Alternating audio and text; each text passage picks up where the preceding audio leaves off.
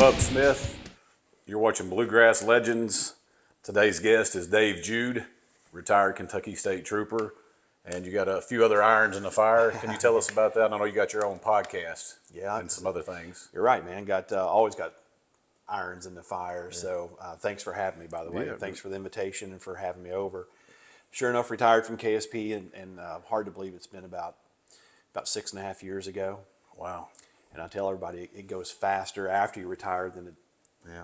The career is really fast when you're in it, right? But it goes faster when you're out of it. But made a couple stops in the private sector, and I'm sure we'll get into it. But one of my goals was always to work for myself, and so my company's been around for a long time. And I thought, you know what, my risk will never be lower, and so I work full time for myself. We're an investigations company.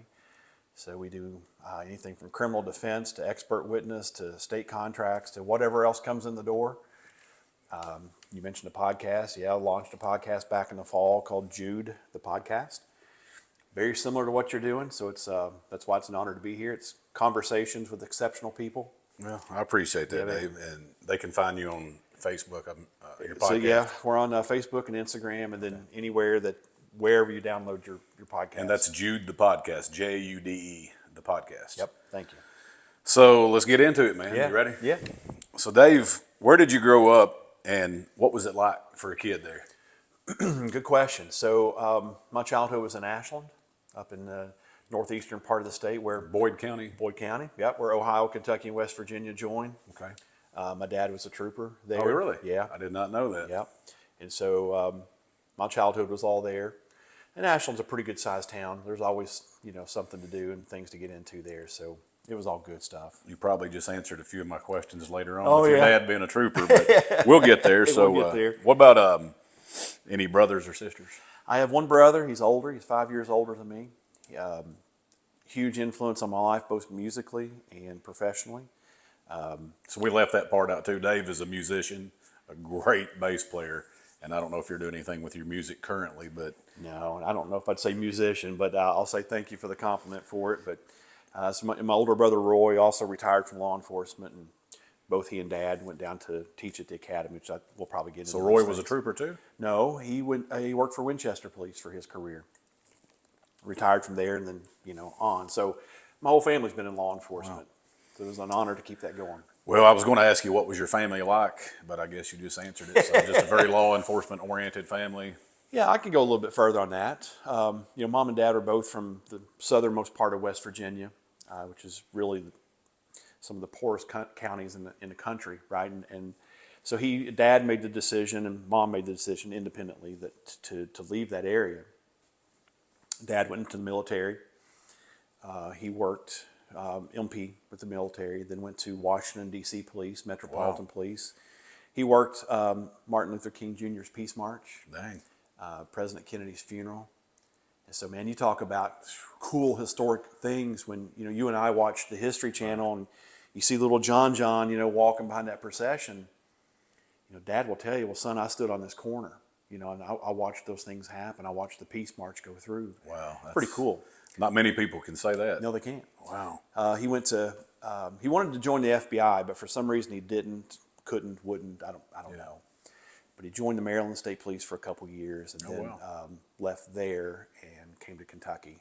And so that really kind of started our family had moved at that point. So what part of West Virginia is that part that's close to Belfry maybe, or is it a different part? Man, you know how West Virginia makes a point down at the bottom? Yeah. It's that. Right, bottom point's McDowell County and Ward, Yeager, and Bradshaw. Oh, did you say War? Uh-huh. I've got family that lived in War, and they still live in Bradshaw to this day. No kidding. Unbelievable. Small world. Well, War's not as big as your neighborhood. I remember War because the name stuck with me when we visited. I was like, War.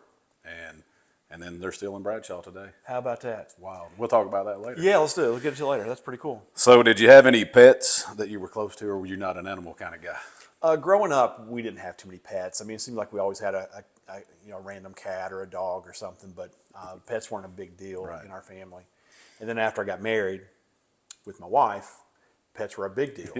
And so I thought, I don't know if we're supposed to have a dog in the house or not, and now the pets run our house. So I've got two big meathead dogs, and we got a turtle, and we've had all kinds of things. So Pretty full house, huh? It is a full house. Did you have a best friend while you were growing up?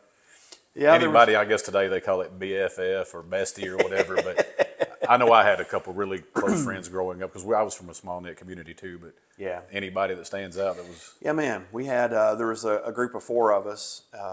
Three of us to this point really stayed tight with each other. that was my next question. Do you still associate with them? Yeah, the three of us are still pretty tight, and then one of us, his name's Kenny Dietrich, and you'll find him on YouTube for Ugly Tent. Bushcrafter guy.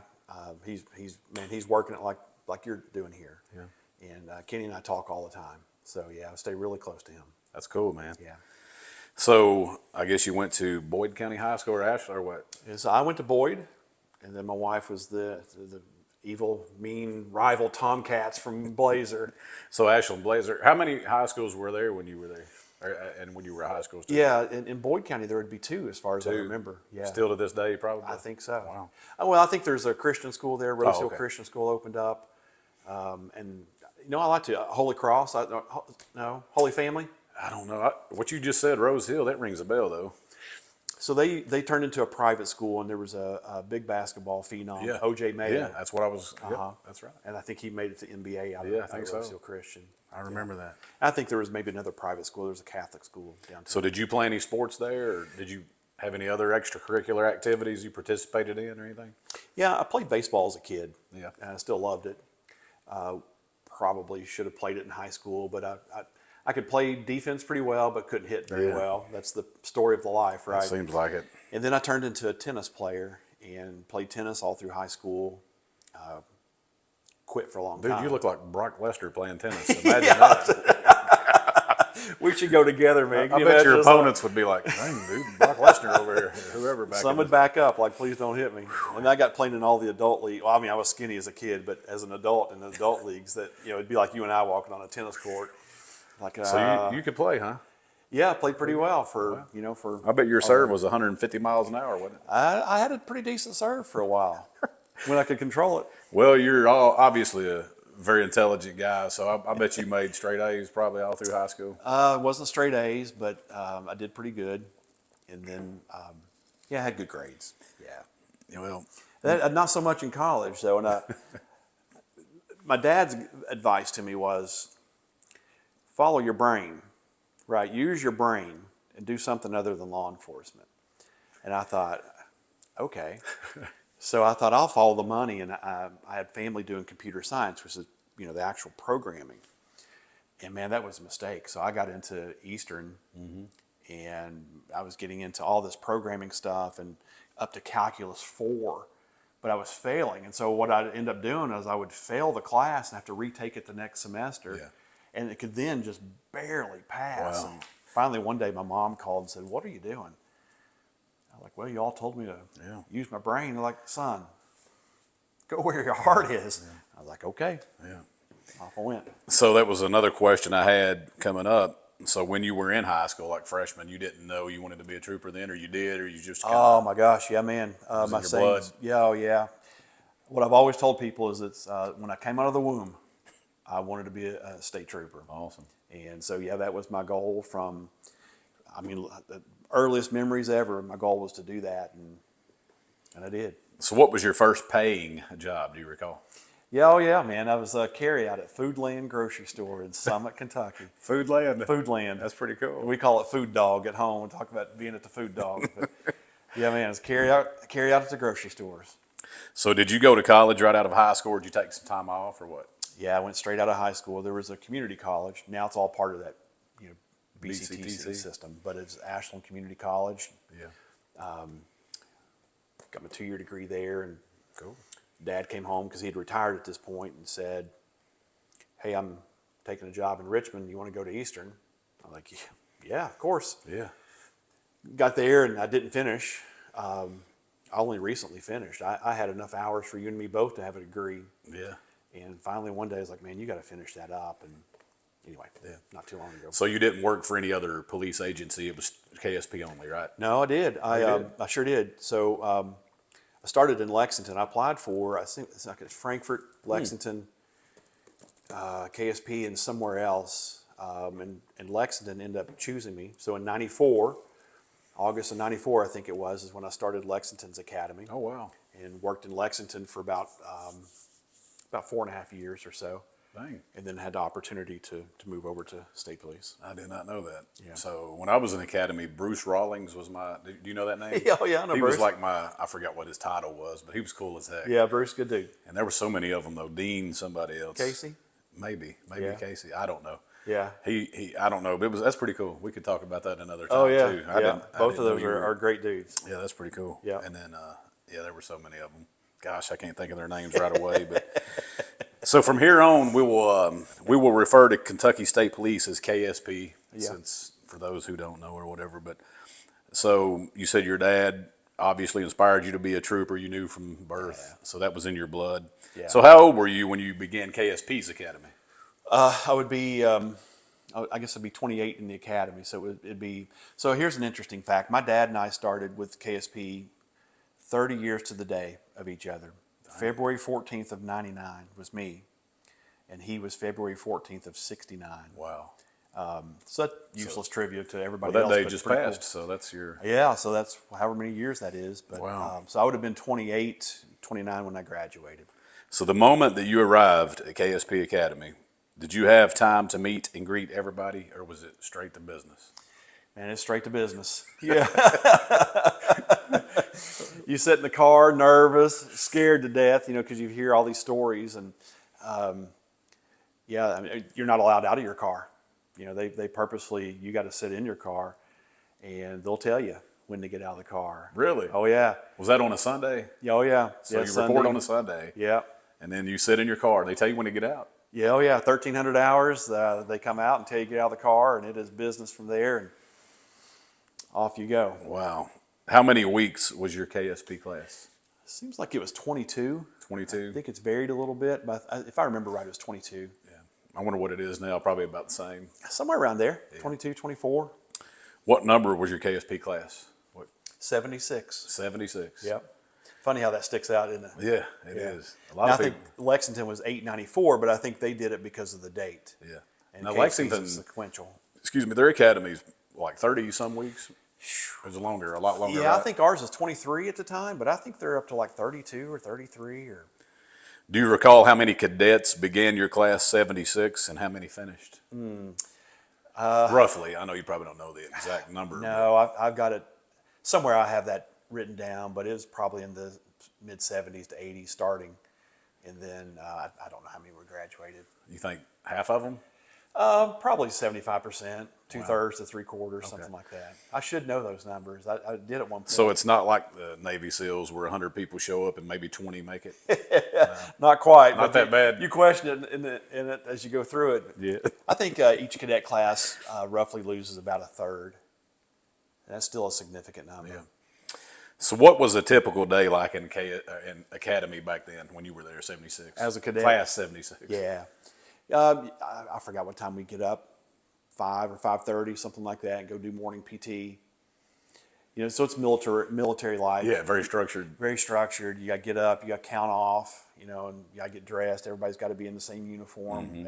As soon as that alarm goes off, you got to be ready to go. And then you fall out, do your morning PT.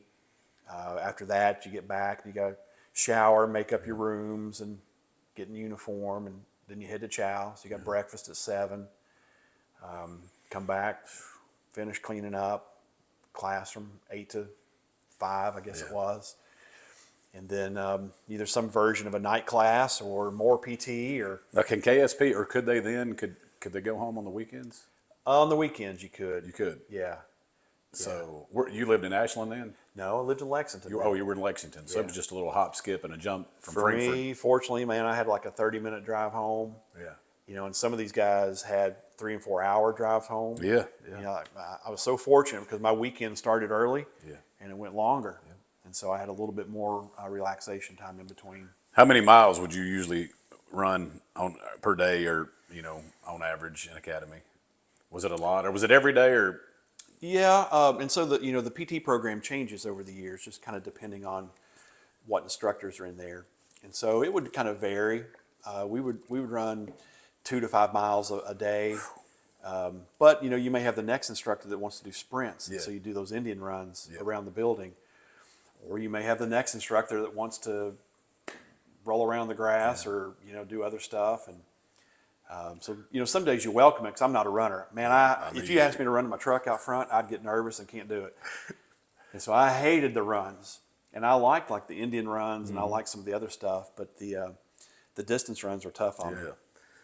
So is it true that you guys, I don't know if your class did it or somebody's class did it, like ran from Frankfurt to Versailles? Is it? Mm-hmm. Yeah. Oh, yeah. Oh, wow. And how many miles would that be? Like 9 one way? It's they would do 10 miles. That started after I wasn't part of our class. Didn't have to do that, I don't think. Oh, I know we didn't. Or somebody will correct me. Maybe I just didn't do it. But it started somewhere down the road. They would start doing the motivational run. And they would start them from headquarters and then, run to Versailles. And then, you can bus them back. Wow. And that still continues. They still do some sort of motivational run now. And of course, the academy's moved. And they've got another great big route that they'll do. Wow, that's impressive. Yeah. Of course, that's at the end. And, in reality, for the majority of people there, you're in the best shape of your life when you leave. And so, it's just part of it. What did you weigh when you came out? Do you remember? Probably in the 215 range or something like that.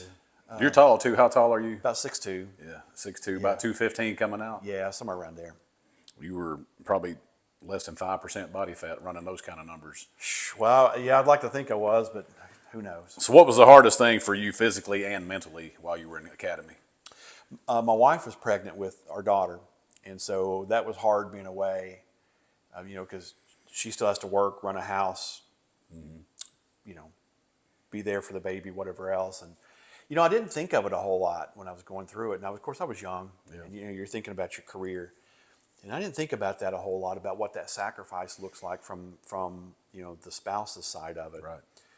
But as my daughter went through pregnancy, and you're seeing all the things that, you do prior to the birth of your child or our grandchild, I was like, my gosh, man, I missed all of that.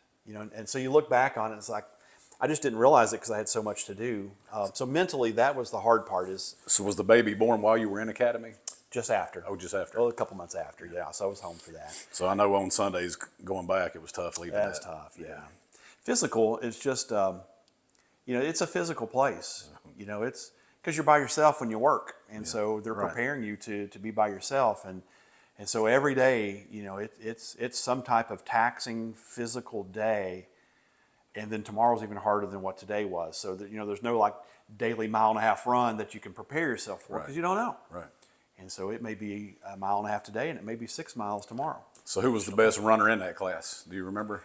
No, I should. There's some runners, man. There's always some runners in there. Big, tall, lanky, skinny guys that just enjoy the long haul. And I'm like, gosh, who wants to do that? Why would you run when you got cars? I know, man. Yeah. And I always wondered that. I was like, I'll just get in my car and do it. Yeah. I'll never forget in our academy, I got behind a guy. He said, he was a Marine. He said, just follow me, Smith, and you'll be fine, man. I said, I got you, brother. He lapped me like within 10 minutes. Yeah. So I'm like, where'd he go? You know what I'm saying? Speaking of running as an academy staff, and I can't remember these names, I won't say it here, but as the academy staff, you had to lead all this, right? And so at this point, we would run. There's a bridge that would go over 64 coming out of the backside of Versailles Road. Mm-hmm. Yeah, it was kind of fun. You could run out there in the morning, do some jumping jacks, and let the trucks honk at you and stuff. And I thought I was doing great, man. I was leading this big cadet class, and I was just leading the pack. And I thought, man, I'm proud. And I could hear the guys behind me, which are the cadets, saying, I can't run any slower. Right. So if you got this big mass of people in formation, right, that's hard on people. Yeah. Because they're pounding their shins, right? Right. And so they're. And I thought I'm doing really good. That's awesome. Yeah, and so that they're complaining to each other, right? Like, spread out, go faster. So they're complaining, and they didn't mean for me to hear it, but they did. And I thought, my gosh, man, get out of the way. So I was like, all right, on your own, get back to the academy. Wow. Yeah. That speaks to my pace of running. That's hilarious. Yeah. So were you the toughest dude in that academy? Class No, Lord, 76? no. No? No. 6'2", 215. I don't know if I want to tangle that or not. Well, I appreciate that, but I've never considered myself the baddest man in the room. Well, you never will be, probably. But That's I right. mean, I'm sure you were probably held your own down there, though. I feel like I could hold my own, sure. There were some tough ones down there, I'm sure. Oh my gosh, man, yeah. So, at what week out of those 22 or whatever it was, did it dawn on you that you were going to make it? Like, Yeah. do you remember a certain point? You know, I'd love to tell you, and I truly believe this. My true answer is I didn't have a plan B, and I knew. That's a great answer. Yeah, because it was a childhood dream to be there, and you know, I love Lexington, but it wasn't for me, and that's not saying anything negative. I knew where I wanted to be, and so I had no plan B, and it was I am going to make it, regardless of what this looks like. I just have to keep moving. I just have to keep moving. And if I do that, I'll be successful. So, you know, they're really, and it's a fair question, right? Because it's a really tough, rigorous academy. And there is a point where it changes for a lot of people. And I don't know if I really had that, because I went into it saying, I have no plan. I'm not going back where I was.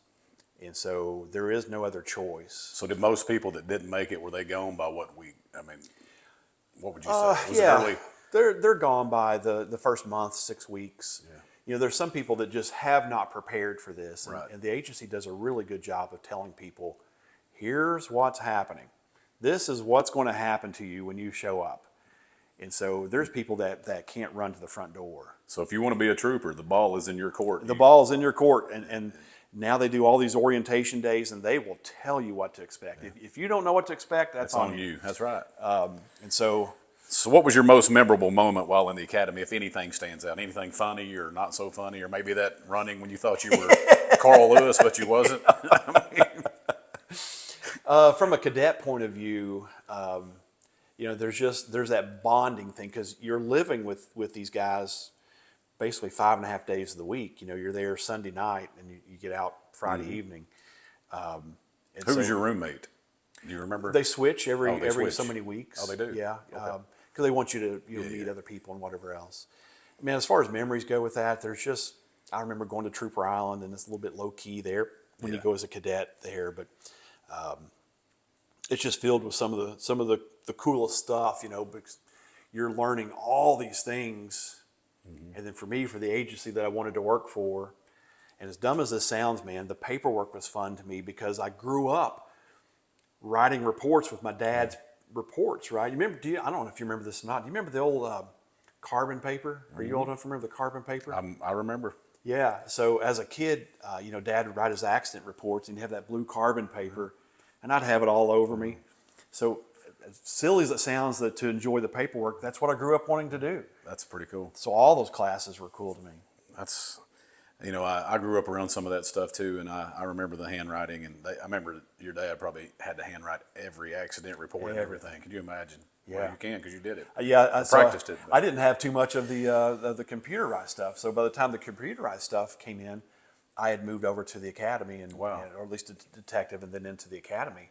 And so I had. So you wrote a lot too. I mean, I wrote everything. Yeah. And so to now then teach it, I had to go back, and I had people come over to the house like, can you show me a computer in a car?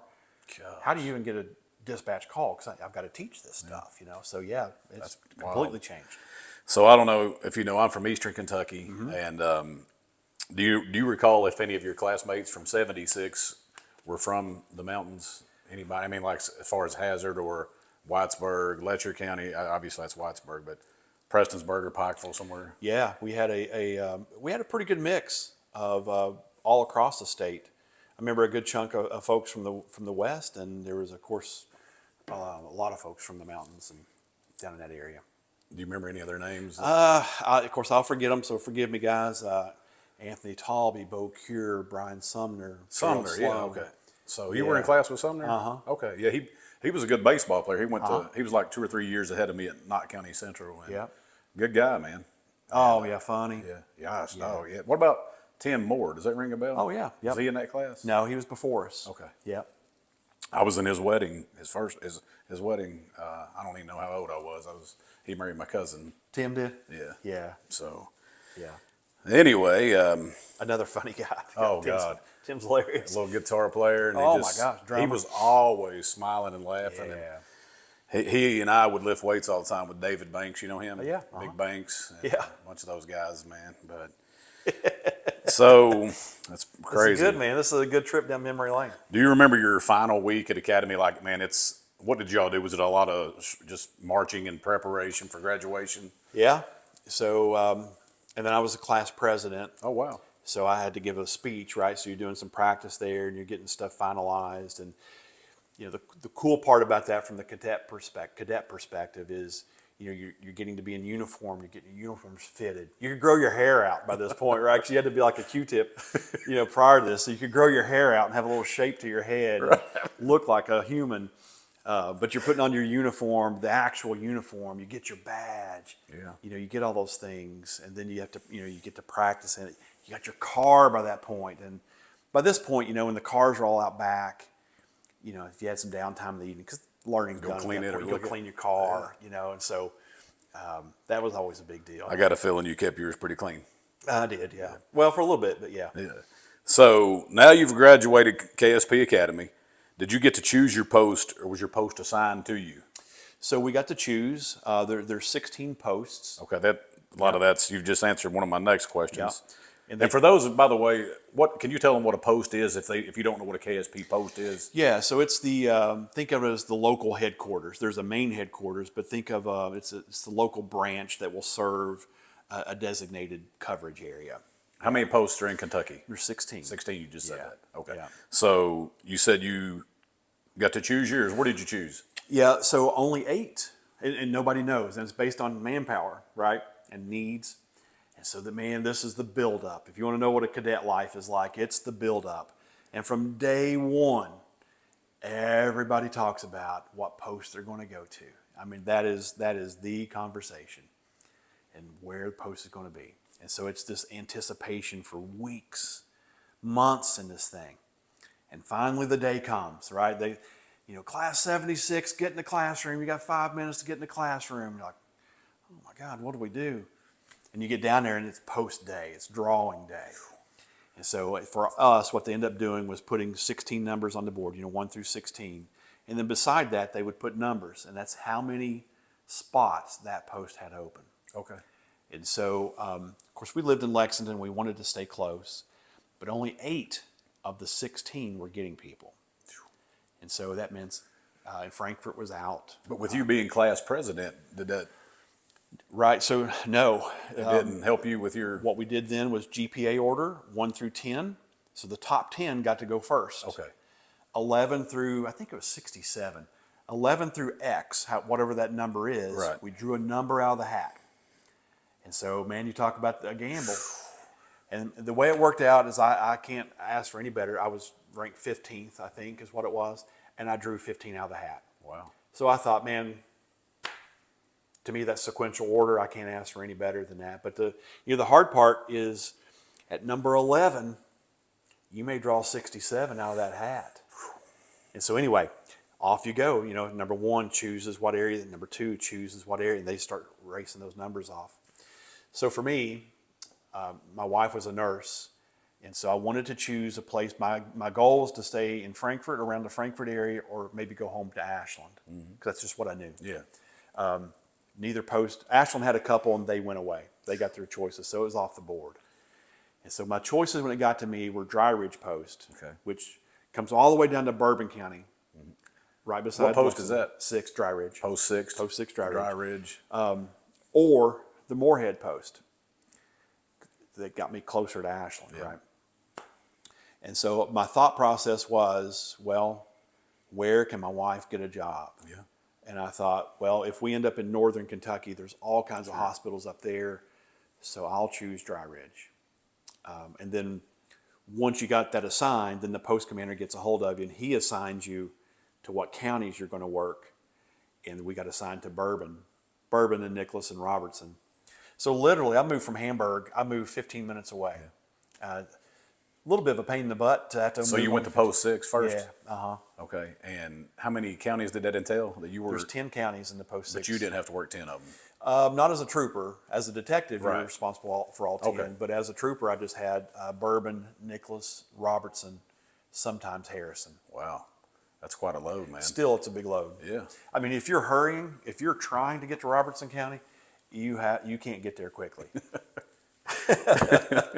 Do you recall, I know you do, but you said the cruisers were out back there in your final week of academy. What was your first cruiser? What was the make and model? It would be a, let's see, wasn't a 92, maybe it was a 94, 97. Crown Vic? Yeah, it wasn't, we'll figure it out. It was somewhere around there. It was an older Crown Vic. Yeah. The number one guy gets a new one. Everybody really? else gets, hand-me-downs. Yeah. So yours was a Crown Vic? Yeah. That's cool. Yeah. So which of those counties that you were assigned to kept you the busiest? Bourbon and Nicholas. They're two. Yeah. Is Carlisle Nicholas County? It is. Yeah. That kept you busy? Yeah, and so that's Dad's advice. My dad's advice was, son, you have to go to a place where there's an interstate. You should have chosen Moorhead or go north, right? You can drive the back roads, can't you? And so when I got the south end of the post, he was like, son, you're going to be bored to death. And I was like, Dad, my gosh, there's so much stuff happening here that there's no time to go do what you did as a trooper. I've got all this other stuff going on. So yeah, there's plenty of stuff in every county to keep you busy. So did you work all 3 shifts, or were you lucky enough to go straight to days? We had a kind of a swing schedule. So you would start off like a 4 p.m. or maybe a 6 p.m. and then you would just kind of back up every day. And so you would end up, your last day would either be an 06 or an 08. Yeah. And that kind of extended your days off a little bit. We worked 5/8s. We'd try to go to 4/10s on occasion, but you don't have the manpower usually to hold it. I'm going to take a little different direction. You might not even want to answer some of Sure. these, but Ask away. is there a third shift call, or any call really, that sticks out in your mind that you'll never forget? I Yeah. know there's going to be many. I'm just Yeah, saying, there's a bunch, if there's man. one that just came to your mind immediately, which one would it be? Yeah, and, getting called out for wrecks, fatalities. I was a reconstructionist. Oh, okay. And some of those wrecks just, they will never go away for different reasons. Do you remember the first fatality you worked, vehicle accident? Yeah, that Out of academy, I mean, Oh, not yeah. as a how long did it take to become a reconstructionist? It was 6, 7, 8 weeks, whatever it was. Oh, okay. And I did that in Lexington, so it carried over Oh, I with got me. you. Yeah. Yeah, I keep forgetting about Lexington, so. Yeah. But your first fatality that you responded to and got there by yourself, or whatever you remember the most? I don't know if I can remember the first, but there's definitely ones that stick out to you. There was, and I'll share just a small detail. Obviously, no, Sure. won't break any confidentiality of it, but because you personalize these things, Well. unfortunately, there's a coping mechanism that you have in law enforcement where, for me, and I really hate to say this, but it probably needs to be said, life and people almost become objects because you have to do your job. Right. Right? And so it becomes a coping mechanism. That's harsh to say, and I don't think I've ever verbally put it into a public forum like this. But there's a couple where you personalized them.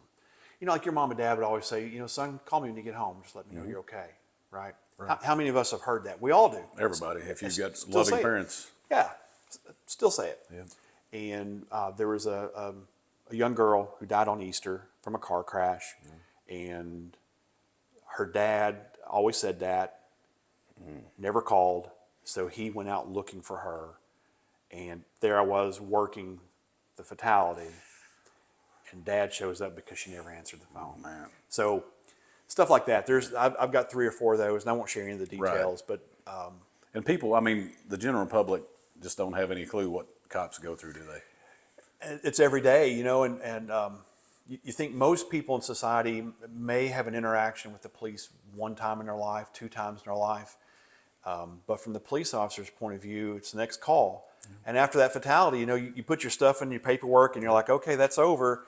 And you clear the scene and the post has another call for you to go to, and you got to turn around and go. And so the hard part, I was thinking of this question. I figured you might ask.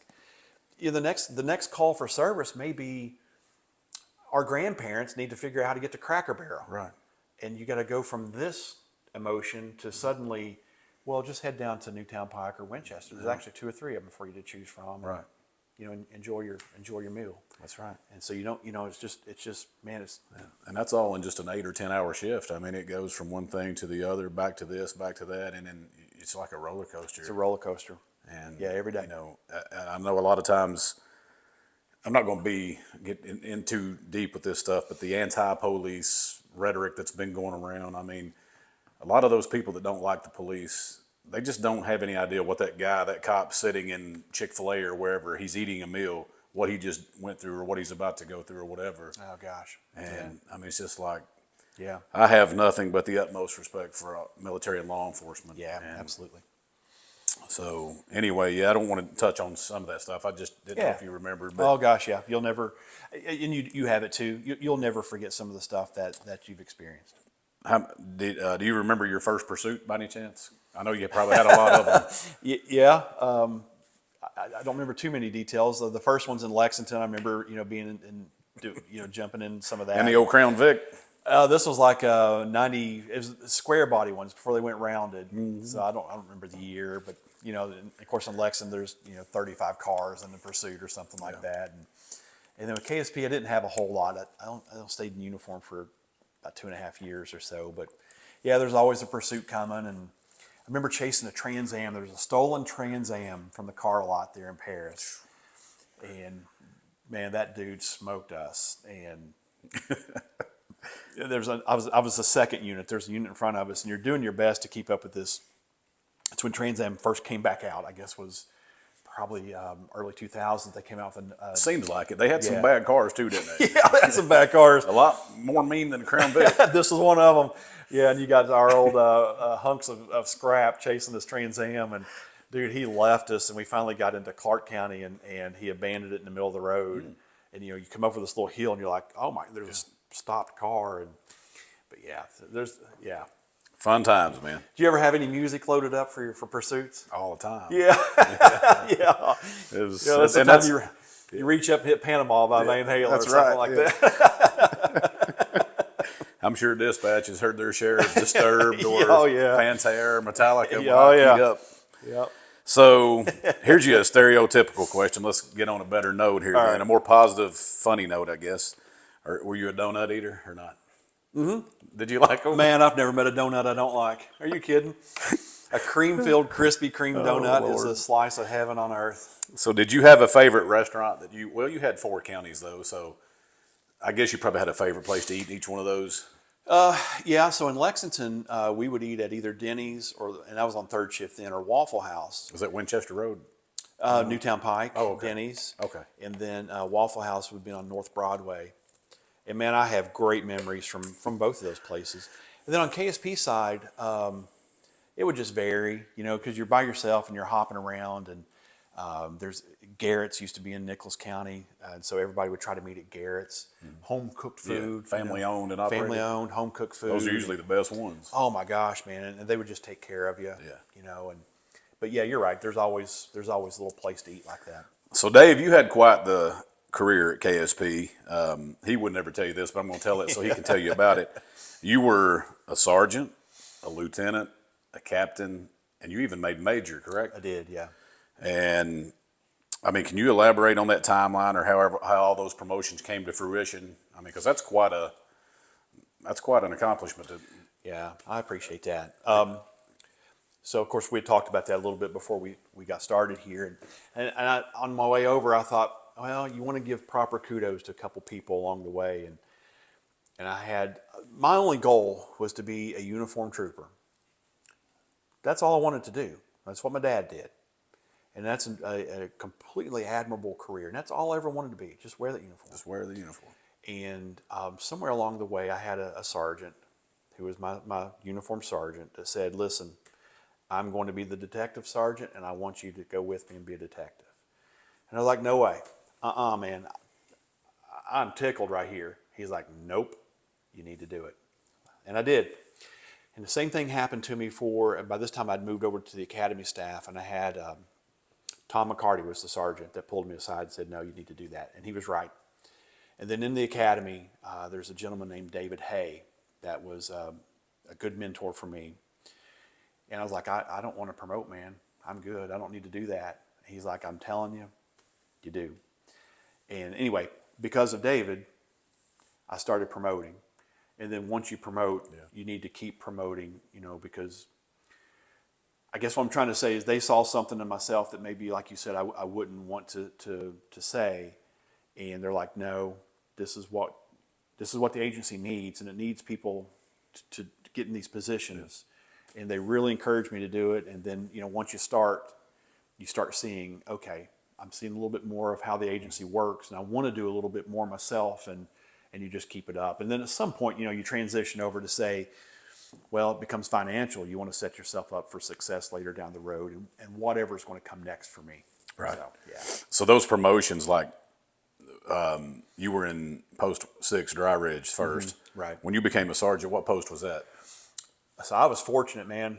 Not everybody's this fortunate, so I count my lucky stars here. But I was at the academy as a trooper, or as a detective trooper. But I promoted to sergeant at the academy, and I got to stay. Oh, wow. So I was doing the same job. I just see. got a raise. Yeah. And so that was wonderful. That's awesome. And then when I promoted to lieutenant, well, no, I'll take that back. I got moved to public affairs as the commander, and that's where I promoted as lieutenant. And then when it came time to promote to captain, it was time to move off to another branch or somewhere else. So you didn't do the governor's detail ever? No. No, I never did. I always had interest in it. Yeah. I enjoyed traveling and all that stuff. By this time, my career track had gone in a different direction. I couldn't get back over there. Well, I'm sure you still met some famous people, but who's the most famous person you ever got to meet, you think? All right. During your KSP days? Yeah. So I know you probably worked a lot of ball games and stuff. Yeah. Probably the best here was working the Derby. Yeah. And so being on outside the Derby, working the gates at the Derby, it was Kid Rock and Pamela Anderson. Wow. And so they showed up, and you don't know these things coming into it, right? There's like, hey, Jude, can you take a detail of people down here and pick these two up and get them up to Millionaires Row? And you're like, yeah, that's fine. And of course, I'm a Kid Rock fan and Pam Anderson fan for that matter, right? And I was like, yeah, this will be fun. Well, if you've never been to the Derby in the paddock area, it is elbow to elbow. And I mean, I don't mean like this. I mean elbow to elbow with people. There is no room to do anything. And I don't like that, really. I was trying to stay outside. Sure. But the task is to get these two famous celebrities, like to the 4th or 5th floor, whatever it was, and you have to get through, and there's no stopping, right? Because these guys aren't here to sign autographs and take pictures. Right. And so that's a formidable task when you're thinking you're with all the who comes to the Derby type of people. Right. Well, anyway, we formed a diamond wedge, and man, we was like, hey, and we told them, it's a go. We're going to get you there, but you got to keep up with us. And they're like, okay. And man, we made that little diamond wedge, and you just like a train, you just roll through these people, and I don't mean horribly, but you just kind of move through these folks, and they get mad, right? Like, hey, until you got this big diamond formation of pretty good size troopers leading the way to do that, and then they're like, wait, oh my gosh, it's Kid Rock and Pam Anderson, and by that time you're gone, So that was an example of it. That's pretty cool. Yeah, it was pretty fun. You probably didn't get to talk to him though, did you, or anything? No, and that's not really me either. Right, yeah. Yeah, but no, I was like, nope, that's our job. Just business. I'm going to get you from point A to point B, and we'll do our part. So if you could change one thing about your KSP career, would you have done anything differently? Oh, man, that's a tough one. The first answer is no, because I had a really good career, and I look back on it and say I'm proud. I accomplished the goals I set out to accomplish. I did some things. If I could change some things, maybe, maybe I'd stick around a little longer. Maybe I'd have tried a different unit or different branch or something. Maybe I got into something different. At some point, some of the fellowship goes away, and that's a really tough thing to deal with sometimes, and I miss that part of it, and I sometimes wish I would have invested more in some of that fellowship towards the end of the career, but you become so goal focused at some point that, but all things considered, man, I left when I wanted to leave, when I was happy, all those things. So I'm good. Well, you're probably not used to being interrogated, so I'll cut it off on that part. We're going to switch gears here and go a little different direction. So what are you doing now, Dave? Yeah, good question. So my company is DPJ Consulting. We are an investigations firm. We do just about any type of investigation that comes in. Most of my work, believe it or not, is criminal defense. And so my joke is I've moved from one side of the courtroom to the other. And you catch a lot of crap from people in our previous careers, like, why are you doing this work? But I'll tell you, if we all truly believe in the Constitution and the constitutional rights that each of us are provided, then if you have that perspective going into criminal defense, it is an eye-opening experience. I'd say it is. And so, like you, I've watched all the crime series stuff on Netflix, and I can tell you our office has stuff that's way more interesting than that in there. I bet. So you see all kinds of different stuff. But I do some training still, expert witness stuff still. We have some state contracts, and then just stuff that comes in the door. Yeah. That sounds very interesting. Yeah. You never see a dull day, do you? There is not a dull day. So we talked earlier about your podcast, and you spoke about that. So what are your current goals? I mean, do you have any goals right now? With the podcast? With anything in life in general? Or, I mean, because you're kind of a goal-oriented dude. I mean, Yeah. Yep. Excuse me. Yeah, odd as this is going to sound, my goal is to reduce the amount of work that I'm doing. So I'm telling you, man, working for myself has been the hardest thing I've ever done because, if you ain't hustling, you ain't eating. That's right. And it becomes this this unobtainable goal, it feels like, because you're always chasing that next piece of work. So I don't know if the phone will ring again. Right. And so, unfortunately, it creates this level of stress. It's like, I got to keep pushing, I got to keep pushing, I got to keep pushing. And I had a great guest on the show not too long ago, Glenn Lundy. Incredible man, person, speaker. And I knew this. He didn't tell me anything really prophetic. But he's like, man, there's processes, and you got to get your processes down from working 60, 70, 80 hours a week to working 2 hours a week. And I can't get to that, but at the same time, it hit me. I was like, man, he's right, man. We got to figure this thing out. So as weird as it is, my goal is to find ways to still be productive and successful, but work less while working. Less is more. Less is more. Right? That's probably the best way to say that. Makes sense, man. Yeah. I mean, you are a workaholic, but I am a workaholic.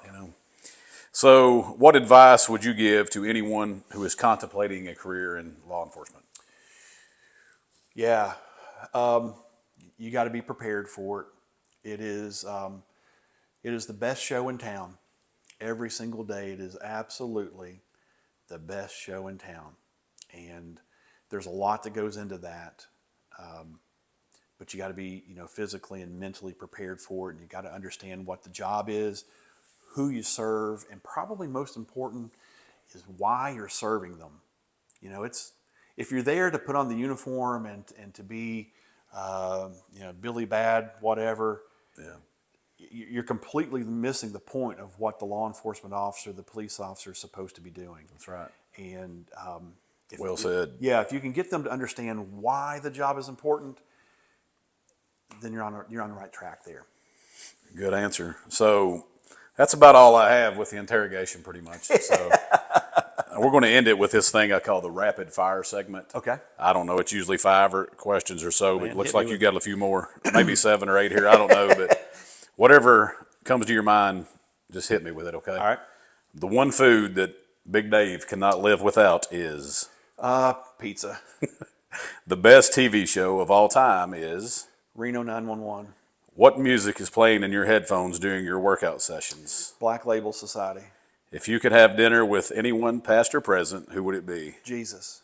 That's a great answer, but I wasn't expecting it. I thought you was going to say Zach Wilder. That's a big difference. It warranted a chuckle from me. Oh, goodness. If you and Conor McGregor battled in the octagon, the winner would be? Conor McGregor. I don't know, man. 6'2", you're more than 215, about 230? Well, keep going. I don't know if Conor can handle that. I really don't. He's a little dude, but he's tough. Now he's got the broken leg or whatever. So hit him in his leg. Hit him in the leg. All right. So the one state that you could never live in or would never live in is California. true or false. Big Dave could make it through KSP Academy right now with no issues. False. And the last one, the best band of all time is Skid Row. Skid Row, Yep. Sebastian Bach. Yep. What's the best song? Monkey Business. That's a good song. Yeah, awesome song. Well, Dave, I appreciate your time and Heck for yeah, you man. coming Thank today, you. man. Yes, and sir. it's always good to see you. Yes, sir. It's been great. Thank Yes, you for sir. having me. And be sure to check his podcast Yeah, out. thank you so good much. stuff. Yes, sir.